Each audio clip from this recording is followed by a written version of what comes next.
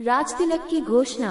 कैकेय पहुंचकर भरत अपने भाई शत्रुघ्न के साथ आनंद पूर्वक अपने दिन व्यतीत करने लगे। भरत के मामा अश्वपति उनसे उतना ही प्रेम करते थे जितना कि उनके पिता राजा दशरथ। मामा के इस स्नेह के कारण उन्हें यही लगता था मानो वे ननिहाल में न होकर अयोध्या में हों। इतने पर भी उन्हें समय समय पर अपने पिता का स्मरण हो आता था और वे उनके दर्शनों के लिए आतुर हो उठते थे। राजा दशरथ की भी यही दशा थी। यद्यपि राम और लक्ष्मण उनके पास रहते हुए सदैव उनकी सेवा में संलग्न रहते थे, फिर भी वे भरत और शत्रुघ्न से मिलने के लिए अनेक बार व्याकुल हो उठते थे। समय व्यतीत होने के साथ राम के सद्गुणों का निरंतर विस्तार होते जा रहा था। राजकाज से समय निकालकर आध्यात्मिक स्वाध्याय करते थे।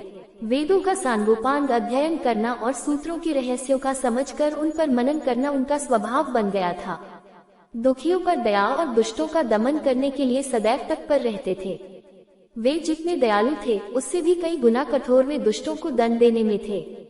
वे न केवल मंत्रियों की नीतियुक्त बातें ही सुनते थे बल्कि अपनी ओर से भी उन्हें तर्कसम्मत अकाट्य युक्तियां प्रस्तुत करके परामर्श भी दिया करते थे। अनेक युद्धों में उन्होंने सेनापति का दायित्व संभाल कर दूर शत्रुओं को अपने पराक्रम से परास्त किया था। जिस स्थान में भी वे भ्रमण और देशाटन के लिए गए वहां के प्रचलित रीति रिवाजों, सांस्कृतिक धारणाओं का अध्ययन किया, उन्हें समझा और उनको यथोचित सम्मान दिया। उनके क्रियाकलापों ऐसे थे कि लोगों को विश्वास हो गया कि रामचंद्र क्षमा में पृथ्वी के समान, बुद्धि विवेक में बृहस्पति के समान और शक्ति में साक्षात देवताओं के अधिपति इंद्र के समान हैं। न केवल प्रजा वरन स्वयं राजा दशरथ के मस्तिष्क में यह बात स्थापित हो गई थी कि जब भी राम अयोध्या के सिंहासन को सुशोभित करेंगे, उनका राज्य अपूर्व सुखदायक होगा और वे अपने समय के सर्वाधिक योग्य एवं आदर्श नरेश सिद्ध होंगे। राजा दशरथ अब शीघ्रातिशीघ्र राम का राज्याभिषेक कर देना चाहते थे। उन्होंने मंत्रियों को बुलाकर कहा, हे मंत्रीगण, अब मैं वृद्धा हो चला हूँ और रामचंद्र राज सिंहासन पर बैठने के योग्य हो गए हैं। मेरी प्रबल इच्छा है कि शीघ्रातिशीघ्र राम का अभिषेक कर दूं।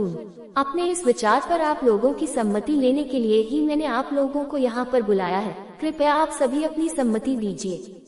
राजा दशरथ के इस प्रस्ताव को सभी मंत्रियों ने प्रसन्नतापूर्वक स्वीकार किया। शीघ्र ही राज्य भर में राजतिलक की तिथि की घोषणा कर दी गई और देश देशांतर के राजाओं को इस शुभ उत्सव में सम्मिलित होने के लिए निमंत्रण पत्र भिजवा दिए गए। थोड़े ही दिनों में देश देश के राजा महाराजा, वनवासी ऋषि मुनि, अनेक प्रदेश के विद्वान तथा दर्शक इस अनुपम उत्सव में भाग लेने के लिए अयोध्या में आकर एकत्रित हो गए। आए हुए सभी अतिथियों का यथोचित स्वागत सत्कार हुआ तथा समस्त सुविधाओं के साथ उनके ठहरने की व्यवस्था कर दी गई। निमंत्रण भेजने का कार्य की उतावली में मंत्रीगण मिथिलापुरी और महाराज कैकेय के पास निमंत्रण भेजना ही भूल गए। राजतिलक के केवल 2 दिवस पूर्व ही मंत्रियों को इसका ध्यान आया। वे अत्यंत चिंतित हो गए और डरते डरते अपनी भूल के विषय में महाराज दशरथ को बताया। ये सुनकर महाराज को बहुत दुख हुआ, किंतु अब कर ही क्या सकते थे। सभी अतिथि आ चुके थे, इसलिए राजतिलक की तिथि को टाला भी नहीं जा सकता था। अतः वे बोले, अब जो हुआ सो हुआ, परंतु बात बड़ी अनुचित हुई है। अस्तु वे लोग घर के ही आदमी हैं, उन्हें बाद में सारी स्थिति समझाकर मना लिया जाएगा।